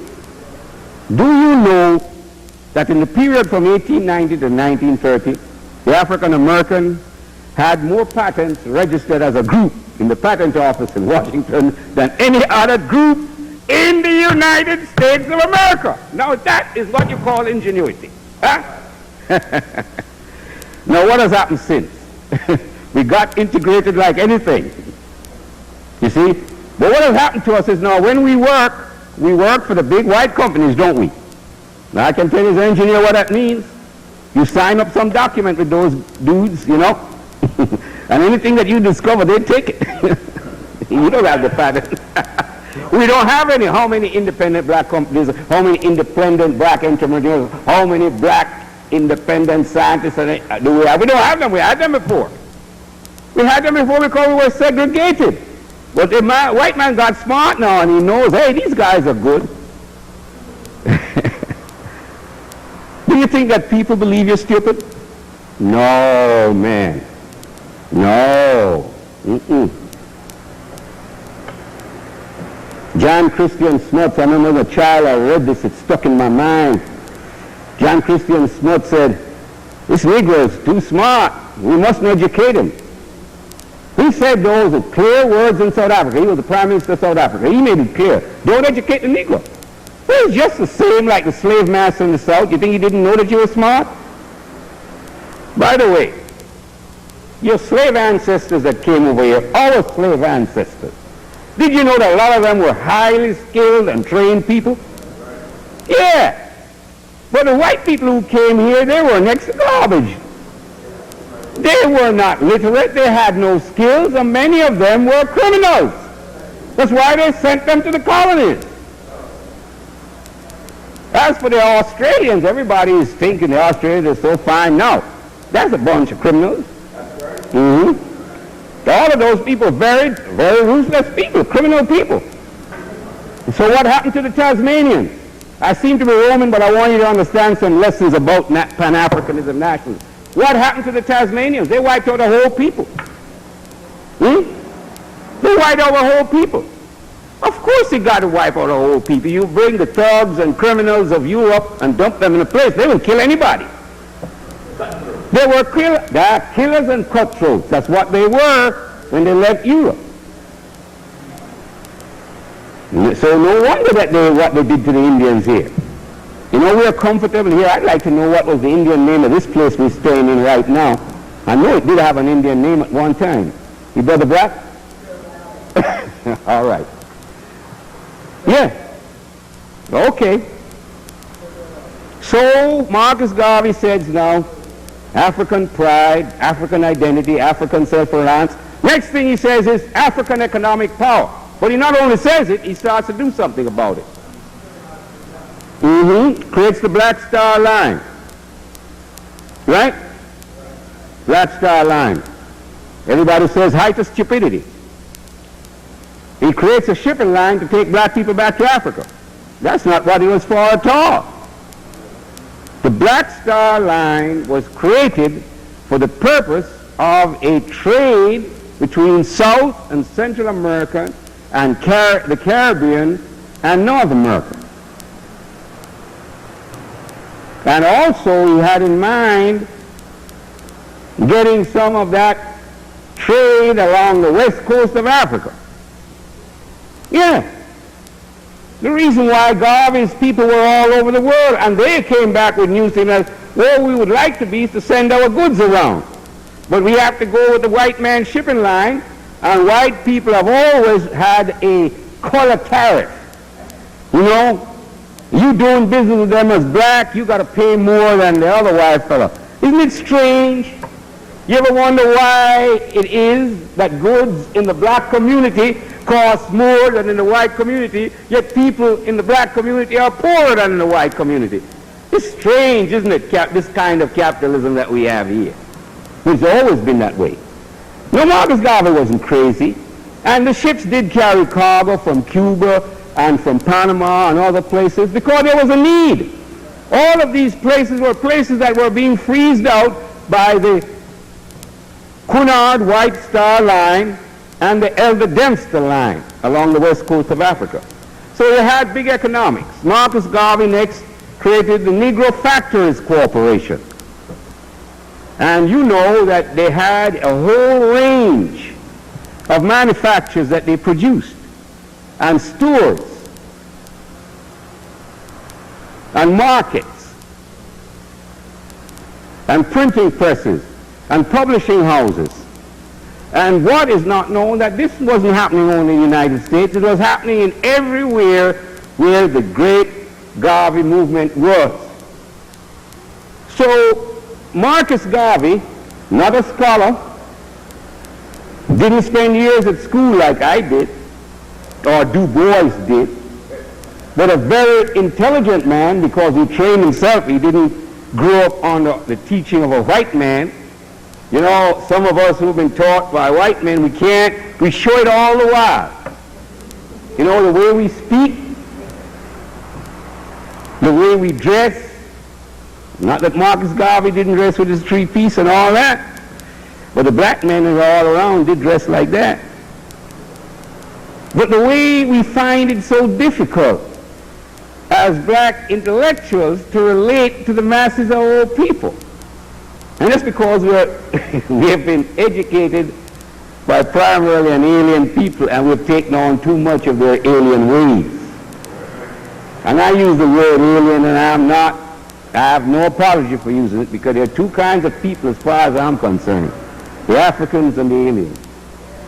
And whenever the aliens start to give us a fair shake, then I will stop thinking of them as aliens. But every people that I've ever met of another race has sought to keep the black man inferior to them. And they have used us, and we talk about African economic power, to climb up the economic ladder at our expense. And we see it all around us here, and you go to the Caribbean, from one part of the Caribbean to the other, you see the same thing. You see the same thing. But that's the stupidity of black leadership. We go back to the point. You go back to the point. When I came here in 1965 and I returned to Jamaica, 1969, I returned to Jamaica with the autobiography of Malcolm X. It was confiscated from me because it was forbidden reading in Jamaica. And who were the people who were leading Jamaica? The same black Uncle Toms, the same Afro-Saxon clowns. Afro-Saxon. Yeah. Yeah, got that little Saxon education. Either over there in England or over here, you know? Or in Canada. That's the problem, brothers and sisters. Well, we going halfway through Garveyism now. Okay? What's the next thing the master told us? African unity, both nationally and internationally. We have no option to African unity. We will never be a great people, divided up into little tribes here and there all over the place. And it is interesting that at this time we see how other people are so anxious to see us separated. We have a little joke in the Caribbean now. Yes, St. Kitts and St. Nevis. Right?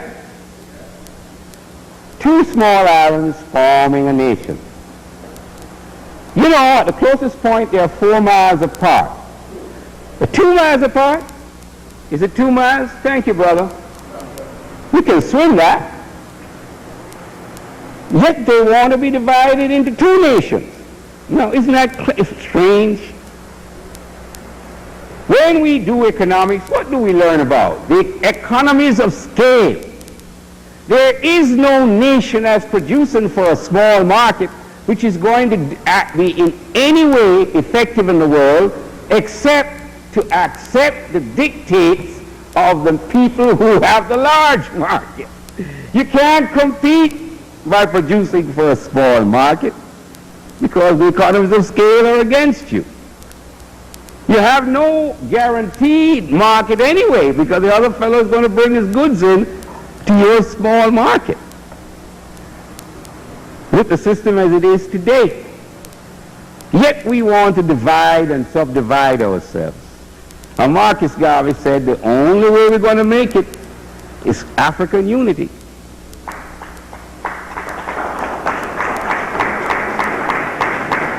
the use of having 100 different black organizations in New York City? I might be generous. They may be 500. There may be 500 in New York City. Then we say we're going to confront Giuliani. We're going to confront Governor Pataki. We can't confront nobody because we're so divided. And we don't remember that essential, because this is the eightfold path of Marcus Garvey that leads us to African national power. Because the whole argument about this thing is the achieving of power. When Brother Stokely raised the cry of black power, it was not the first time, but he made it reverberate around the world because we realized how powerless we were. Do you know what it is like to be in a country, a small country, and when you want a job, everybody that you have to ask for a job is either white, yellow, or brown. And yet you are the majority, the overwhelming majority. Now let us look at ourselves right here, and whether we go in Harlem or we go down to Brooklyn, when we look at any business that is of meaningful size in the community, who owns it? The other fella. We want a job, we have to go to him just the same. Now some of these guys who are spreading out in business here, they haven't even been in this country too long. They don't even speak English so good, huh? But each of them knows how to mark out a little sector of the economy for themselves. The male Koreans know that they can go into the vegetable and provisions trade. The female Koreans know that they have a special genius for doing nails. I don't know where they got that from, because I always thought that African women were very good at doing nails and doing hair and makeup. I really thought that. I can't think of anybody more artistic than an African lady. Yet we have these people. Then we have the East Indians come over here, and everywhere, everywhere they have the stationery stores, don't they?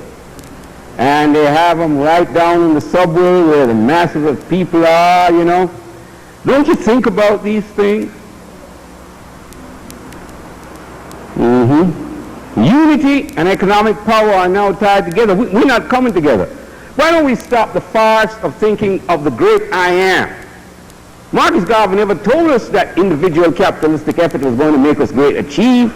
As a matter of fact, one of his things he was strong on was that we should limit the amount of capital that an individual or a corporation should be allowed to dispose. Because he understood one thing, that it is cooperative effort that is going to move a people together.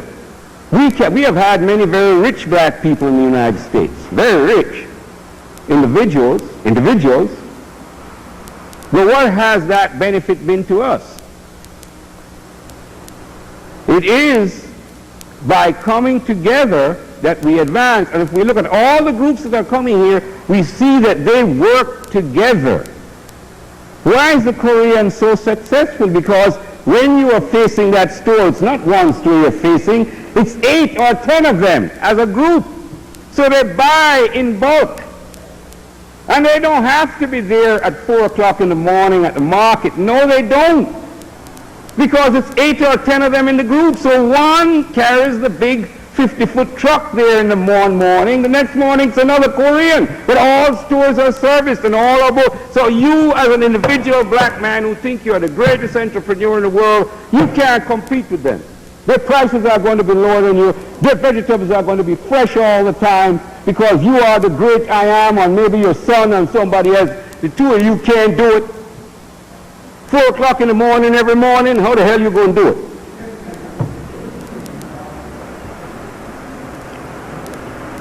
And now we come to the fifth concept, and as we heard our great brother Lumbe telling us, Marcus Garvey didn't originate the idea of a great central nation in Africa. I remember that 1962 treatise. I have it at home, and I read it by Edward Wilmot Blythe, and I said, oh, there it is, 1862. Marcus Garvey came again. We must have a United States of Africa. Remember that poem when they locked him out when he was in Atlanta prison? Hail United States of Africa. Then Kwame and Nkrumah came again with us. And we still haven't heard. All we want to do is divide and tribalize. But we have to understand something. That we don't do this only by ourselves. Because we are facing the most cunning enemy that there is. The master planner, the Aryan white man, who plans generations ahead. The man who is a master of subversive tactics. He's a master of setting brother against brother.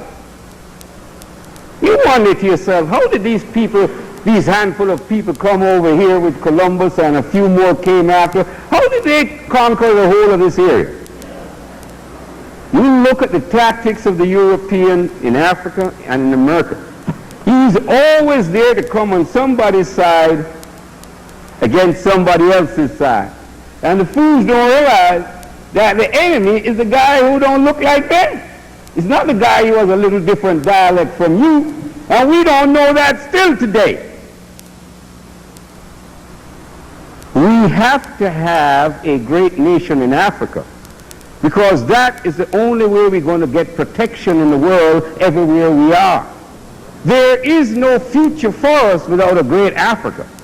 If Africa is divided up and taken by the Arab and the European, we will soon cease to exist.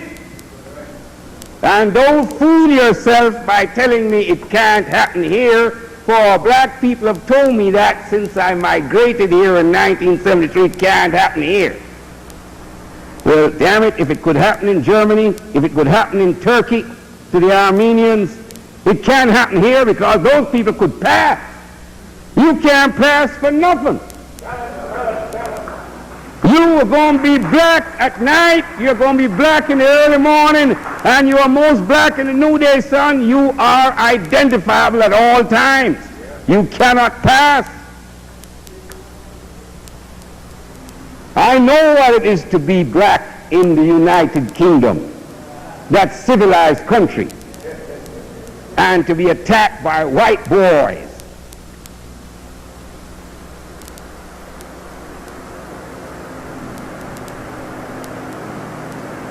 What did the white woman say when she was talking on that day in, I want to get it right, was it somewhere around 1958, 59, the Notting Hill Gate riots, when 6 white men attacked Kelso Cochrane, a black man from Antigua. That's the courage of the white man. 6 white boys attack a black man who's a machinist and had injured himself and his hand was in a bandage and a sling. The white woman testified. She says, I was looking out of my window. I saw they were going to kill the nigger, and I decided I didn't want to see it, so I closed my window and had a cup of tea. Now, I'm not exaggerating, but that's the mentality you have to deal with.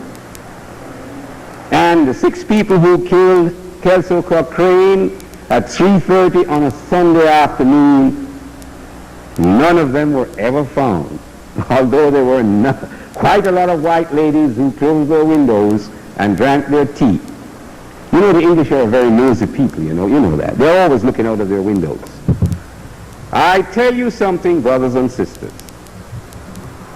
If we don't know who we are now, we're not proud of ourselves, we don't want to come together, we have no future. Marcus Garvey closed by telling us his philosophy, science and technology. We must create a race of scientists par excellence. We must put our children in the scientific and technological direction. And if you look at the history of our race, we have been overcome only when a technological gap existed between us and the enemy.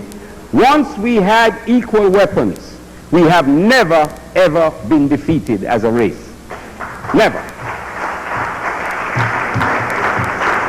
One of the great evidence of us, I had the honor to take part in the celebration earlier this year of the centennial of the Battle of Adwa, when our great kinsmen in Ethiopia defeated the Italians, a modern Italian army with every kind of artillery and automatic weapon, and they had them too, and they defeated them.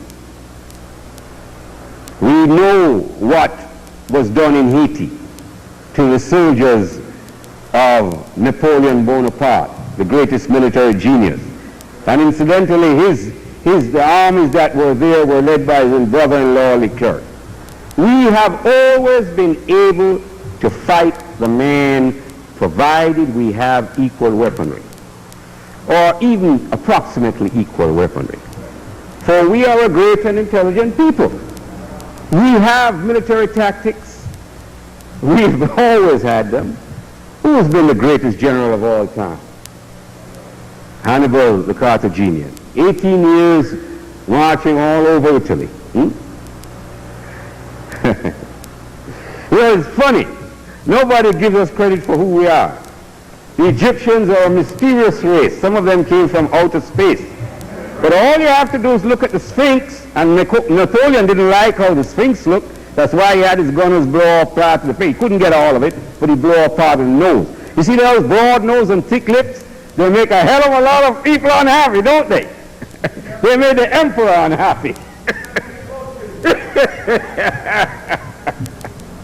Yes, sir. Yes, sir. Now, the last one, and don't leave yet, brother. Stay with me, just get the last one here. This is the one that makes everybody's stomach turn. The African image of God, because this God and this Jesus is a very, very tough thing for us, brother. Very, very tough. This is the last concept of Garveyism. Now, you want to hear upon it? This is the last one. That we have got to see our God through the spectacles of Ethiopia.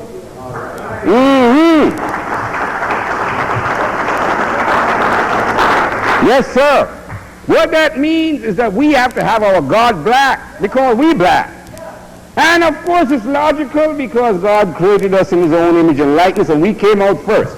We're not going to discuss the creation, brothers and sisters, who went through the oven too fast and didn't come out right.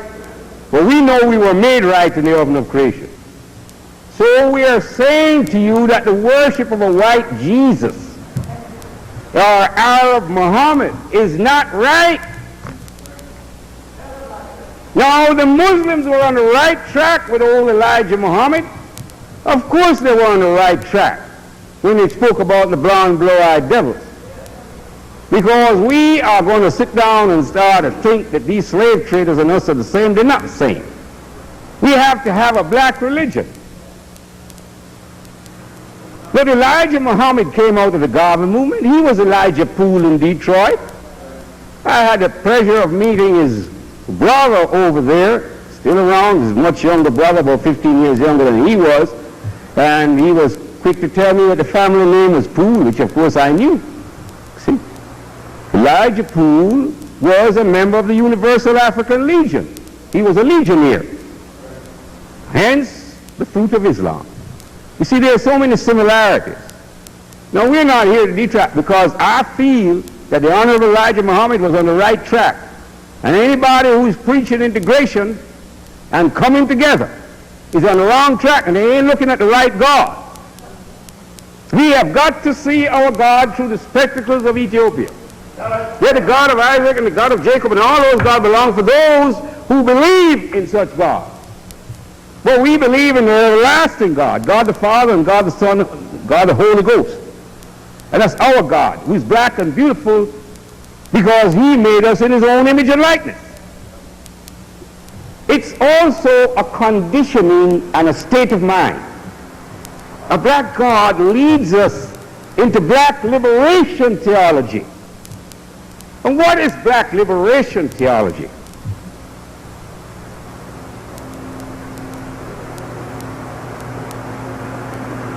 It is that religion must serve the man, not the man serve the religion. Our religion must make us happy. must make us do good to our fellow man, our brother and sister, must make us feel good about ourselves, must make us look in the mirror and say, oh God, I do thank thee for making me such a wonderful African person that I am. And I am going to stride out there.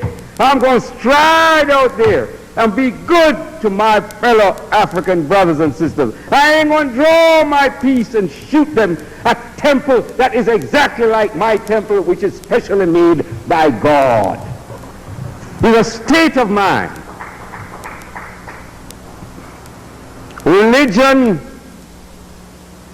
African religion, must be mind liberating and not mind enslaving. What does the white man's religion? Listen to his music. Onward, Christian soldiers, marching unto war. Huh? No, I'm not saying to you that our priests must preach war and strife, but surely they must give us African backbone to stand up for what is right, to protect our women and children, to protect our homes against the Satan and the devil. And that's a reality here in New York City now. We have had enough invasions of homes when black youth have been killed or injured very grievously by the so-called police force of this area. But this is nothing new. All over the United States it's the same. Because we live in this society which is an oppressive one. Let no one fool you about that. Everybody talks about the freedoms of the United States. You're free to do. But if we are so free, why is it that every black organization in the United States has its lines tapped and has surveillance imposed on it? And you know that has been going on from that master. Every time I think of the man and what he did to my father, let me just finish with that. The hierarchy of J. Edgar Hoover. J. Edgar Hoover started out cutting his eye teeth on Marcus Garvey. Then he dealt with Adam Clayton Powell. Then he dealt with Du Bois too. Paul Robeson. Yes. Then Malcolm and Martin. Now who was the last person he was dealing with? Malcolm X. Well, what a long reign of evil, eh? And all the while, with all the wicked people in this country and all the criminals in this country, he could spend so much time attacking black African nationalism.